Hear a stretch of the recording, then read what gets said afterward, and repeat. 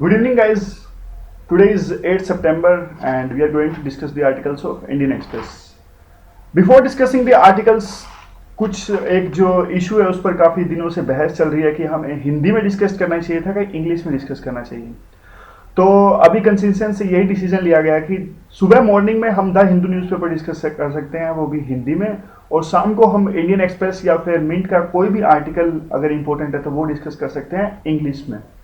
तो अभी फिलहाल हम इंडियन एक्सप्रेस का आर्टिकल डिस्कस करने वाले हैं। So let's discuss the first article.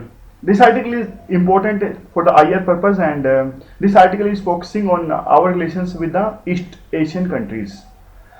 You all know that we started our Look East policy in 1992 to strengthen our ties with the countries which are now in the East Asia. So look at the picture, like which countries are there in the East Asia: Thailand, Myanmar, Vietnam, all these kind of countries are there. And before this, like I tell you the brief idea what was happening. Before this, I want to say that Modi, when Modi came to power, what was the situation in the Asian region? The situation was very volatile. Like now, these days, situation is very volatile in this region, and there is a dispute about the South China Sea, and China is asserting itself more and more, and there is a instability which has been created by the moves of China. So there is a now East Asia Summit.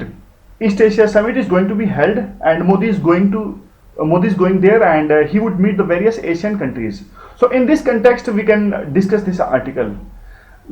First, I tell you like what are the countries which are there in the East Asia. These 18 countries are there.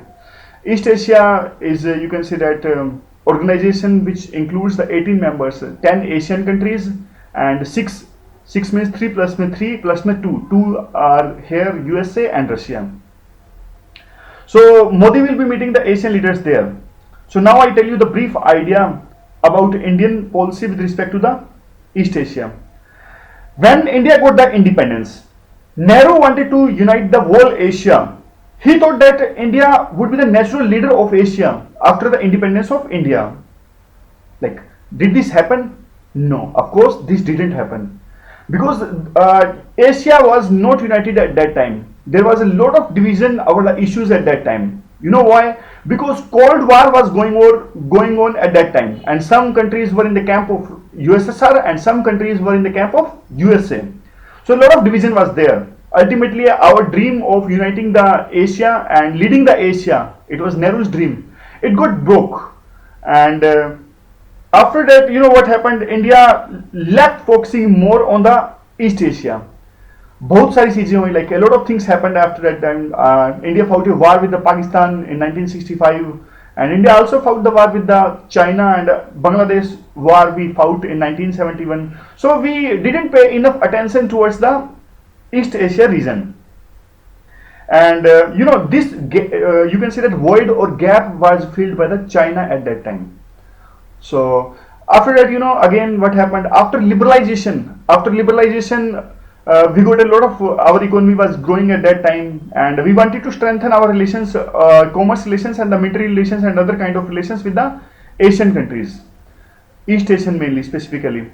And so India realized that our relations now have been weakened over the years, and we should fill that gap which has been filled by the China.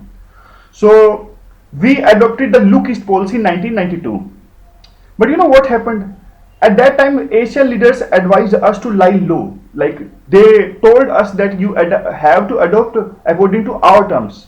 You need not to like over highlight yourself at that time. They told us, and they also told at that time that India has been the laggard in implementing the projects, and India is not enough capable to lead the region. Like indirectly, they by moves they cleared this thing. Now see the context. Modi, after Modi came to power, I already told you that a lot of things are happening in that region, South China Sea and East Asia region.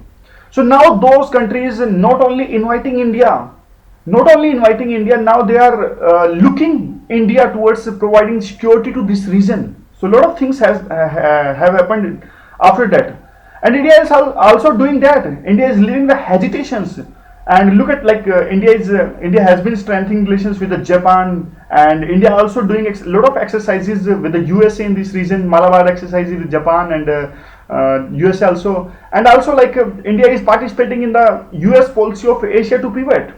And also look at India's relations with the Vietnam. The whole purpose of strengthening the relations with the Vietnam is to counter the China. Look, China, what the China is doing here, China is strengthening relations with the Sri Lanka, China is strengthening relations with the Nepal and a lot of other neighbor countries like Maldives. And that's the thing India is doing there. India is strengthening relations with the Laos and Cambodia and these kind of countries like Vietnam.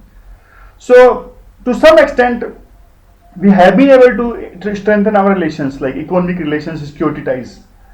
But the issue is, what are the issues now? Connectivity is the major issue here. China is doing a lot of things to increase or enhance the connectivity in this region. Like China has started the one road, one belt. Has India started any kind of this project ever? Like no. India has been starting like Project Mosam and Project Sagar, but not which is at a level of now one road, one belt. So what is the need of our is we should start one or two this kind of projects to enhance at least little bit activity connectivity here. And after that there is a lot of little success in the FTA also, like free trade agreement which we did with the Asian countries, and we didn't get the expected success in this matter. Actually India has great potential of establishing the balance in this region, but India must have some kind of scope, must have some kind of vision, must have some kind of approach and methodology for this if India want to play a major role in this region. So this was the important article with respect to our relations with the East Asian countries. So we should actually move from the look east to act east policy. And the second article is regarding we have already discussed this article in Hindi, just like today was only one article important, so I included this article in English to give little bit context for the people who couldn't understand this thing in Hindi. You all know that currently there is a standoff going on between the executive and the judiciary over the issue how to appoint the judges. And more than that, you also know that in the collegium system there are 5 judges. And 5 judges means 4 senior most judges and 1 is CGI. So 5th senior most judge in this collegium system, Justice Chelameswar, he protested against the present transparency measures which are there in the collegium system. He said that currently there are lack of transparency in the collegium system, and there is not enough data which get emerged in the public domain. So actually judiciary before 1982, executive used to have some say in the appointment of judges, but after that collegium system came, and it was only like judiciary which was responsible for appointing the judges, and the executive just have to clear the file, or just they were able to ask the judiciary to reconsider the decision. Otherwise the executive didn't have any role in appointing the judges. Now what have been the allegations? Now that collegium system have a lot of allegations over this, like they don't have the enough transparency, they are corrupt, like system is corrupt, and a lot of nepotism is there.